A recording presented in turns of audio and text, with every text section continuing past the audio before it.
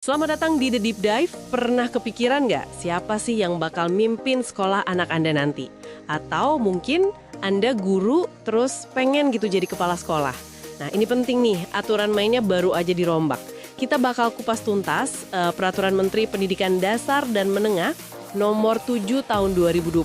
Sumber kita ya dokumen peraturannya langsung. Betul sekali. Jadi intinya permen ini ngatur ulang nih gimana caranya guru bisa ditugaskan jadi kepala sekolah. Yang lama, nomor 40 tahun 2021, itu dianggap udah perlu disesuaikan lagi lah. Misi kita kali ini ya membedah poin-poin penting yang perlu Anda tahu. Yuk kita mulai aja. Oke. Kalau kita lihat ya, semangat utamanya peraturan baru ini tuh untuk memastikan aja yang jadi pemimpin sekolah itu beneran punya kompetensi. Kompetensi buat apa? Ya, buat ningkatin mutu layanan pendidikan. Jadi fokusnya ke sana. Kualitas kepemimpinan, soal kualifikasi formal dulu nih. Minimal harus sarjana S1 atau D4 terakreditasi. Terus, wajib punya sertifikat pendidik. Itu basicnya. Oke, S1D4, sertifikat pendidik. Terus? Nah, yang kedua ini soal rekam jejak, kinerja, dan pengalaman. Ini agak detail nih. Detailnya gimana tuh? Kalau dia PNS, pangkatnya minimal penata, itu golongan 3C. Nah, kalau dia guru PPPK, pegawai pemerintah dengan perjanjian kerja, jenjang jabatannya minimal guru ahli pertama. Tapi ada syarat pengalaman juga, minimal ngajar 8 tahun. 8 tahun ya? Lumayan lama juga. Iya. Terus, kinerja sebagai guru juga dinilai. Minimal harus baik selama 2 tahun terakhir. Dan ini yang baru nih, ada syarat pengalaman manajerial minimal 2 tahun. Pengalaman manajerial maksudnya gimana? Bisa jadi wakil kepala sekolah, kepala lab, kepala perpus, atau mungkin pernah aktif di organisasi pendidikan lain. Minimal 2 tahun. Ini kayaknya penekanan baru yang cukup kuat ya, biar lebih siap mimpin gitu. Oke, jadi nggak cuma ngajar aja ya, tapi ada bukti pernah ngelola sesuatu. Penting itu. Terus, kelompok syarat ketiga? Ketiga ini lebih ke personal dan administrasi. Ya standar lah, kayak nggak pernah dihukum disiplin sedang atau berat, terus nggak lagi jadi tersangka, terdakwa, atau terpidana. Sehat jasmani rohani, bebas narkoba juga nanti ada tesnya. Usia maksimal 56 tahun pas penugasan pertama. 56 tahun ya batasnya? Iya, sama ada fakta integritas, komitmen gitu. Dan bersedia ditempatkan di mana aja sesuai kebutuhan Pemda. Wah, lumayan ketat ya syaratnya. Apalagi soal pangkat sama pengalaman ngajar PPPK 8 tahun itu. Gimana kalau misalnya nih di satu daerah susah banget cari yang memenuhi semua kriteria ideal itu? Nah, ini diantisipasi juga sama peraturannya. Di pasal 7 ayat 2 ada semacam kelonggaran, tapi ada syaratnya. Pemda harus bisa buktikan dulu, pakai data dari kementerian, kalau emang beneran nggak ada calon yang memenuhi syarat utama tadi. Harus dibuktikan ya, nggak otomatis. Betul. Baru deh mereka bisa usulkan PNS yang pangkatnya setingkat di bawahnya, penata muda tingkat I, 3B. Atau guru PPPK yang pengalamannya lebih singkat, minimal 4 tahun ngajar. Jadi ya, ini opsi terakhir lah. Masuk akal sih. Oke, sekarang kita ke prosesnya. Udah memenuhi syarat nih. Terus gimana caranya biar bisa beneran kepilih dan ditugaskan? Tahapannya apa aja? Prosesnya sekarang dibuat lebih terstruktur ya, diatur di beberapa pasal. Awalnya, Dinas Pendidikan atau yayasan kalau sekolah swasta, itu harus bikin pemetaan kebutuhan kepala sekolah dulu. Dipetakan dulu kebutuhannya. Iya, biar jelas butuh berapa di mana aja. Nah, setelah itu baru masuk tahap penyiapan calon.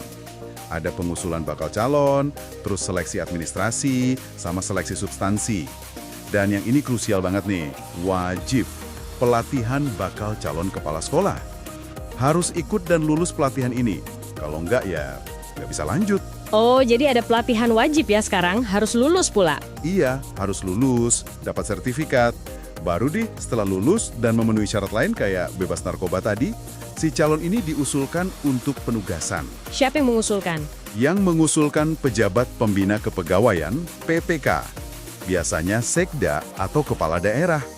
Tapi usulannya itu harus berdasarkan rekomendasi tim pertimbangan pengangkatan kepala sekolah. Ada timnya lagi? Ada. Isinya dari unsur Pemda, Dinas Pendidikan, sama Dewan Pendidikan. Jadi ada semacam filter atau pertimbangan tambahan gitu. Oke, jadi jelas ya ada penekanan di pelatihan dan rekomendasi tim itu. Nah, setelah diangkat nih, masa jabatannya berapa lama? Ada periodenya. Ada, diatur di pasal 23. Ini untuk kepala sekolah ASN di sekolah Pemda ya. Masa tugasnya itu periodik, maksimal 2 periode berturut-turut. Satu periode berapa lama? 4 tahun. Jadi maksimal 8 tahun berturut-turut di satu sekolah, atau mungkin bisa dipindah antar sekolah juga. Tapi, ada tapinya nih. Kinerjanya dievaluasi tiap tahun, dan harus minimal baik. Harus baik tiap tahun ya. Kalau udah 2 periode 8 tahun, gimana? Udahan? Atau bisa diperpanjang lagi? Bisa, tapi ada syarat khusus di pasal 24.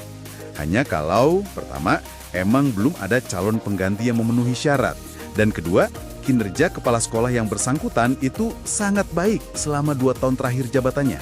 Sangat baik ya, bukan cuma baik. Betul. Kalau 2 syarat itu terpenuhi, baru bisa diperpanjang. Maksimal 1 periode lagi, 4 tahun. Oke, jadi maksimal bisa 12 tahun kalau memang luar biasa dan belum ada pengganti. Kira-kira begitu.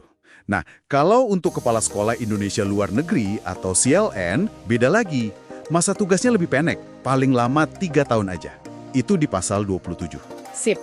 Selain soal syarat, proses, dan masa jabatan, ada poin menarik lain nggak dari permen baru ini? Ada beberapa sih, misalnya aturan khusus buat pengangkatan kepala silwan itu lebih detail lagi syaratnya di pasal 19-21. Harus PNS, terus udah pernah jadi kepala sekolah minimal 4 tahun berturut-turut, dan wajib bisa bahasa Inggris atau bahasa negara setempat. Wajar ya, kan di luar negeri. Iya, terus di pasal 28 juga diatur jelas alasan pemberhentian kepala sekolah. Bisa karena pensiun, minta berhenti, habis masa tugasnya, atau karena pelanggaran disiplin. Ada juga karena diangkat ke jabatan lain, atau nah ini terkait kinerja. Kalau hasil penilaiannya nggak mencapai predikat baik, bisa diberhentikan. Jadi ada konsekuensi kinerja ya? Jelas. Terus, yang penting banget juga dicatat nih, di pasal 33, permen ini secara eksplisit, tegas gitu, mencabut permen lama nomor 40 tahun 2021.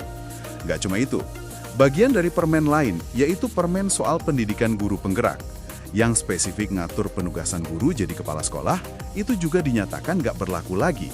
Jadi sekarang acuannya ya cuma permen 7 2025 ini aja. Oke, jadi kalau kita simpulkan nih ya, Permen nomor 7 tahun 2025 ini benar-benar merombak lah ya proses penugasan guru jadi kepala sekolah. Penekanannya kuat banget di syarat kompetensi yang lebih jelas termasuk pengalaman manajerial tadi. Terus proses seleksinya lebih terstruktur, ada pelatihan wajibnya, dan evaluasi kinerja yang jalan terus selama menjabat. Betul sekali. Harapannya jelas ya, supaya kita dapat pemimpin-pemimpin sekolah yang lebih berkualitas, yang ujung-ujungnya bisa bawa dampak positif ke mutu pendidikan. Ya, di sekolah tempat Anda, atau anak Anda, atau mungkin kerabat Anda belajar. Nah, sebagai penutup nih, kalau dibaca di atas kertas, mekanismenya kan kelihatan cukup ideal ya buat menyaring pemimpin sekolah yang oke. Tapi, ini pertanyaan buat Anda renungkan nih. Mengingat kondisi Indonesia kita kan beragam banget ya antar daerah, kira-kira seberapa efektif ya aturan seleksi dan evaluasi kinerja kepala sekolah ini nantinya bisa diterapkan? Bisa beneran berata dan konsisten nggak di lapangan? Sekian dulu The Deep Dive kita kali ini, sampai jumpa di pembahasan mendalam berikutnya.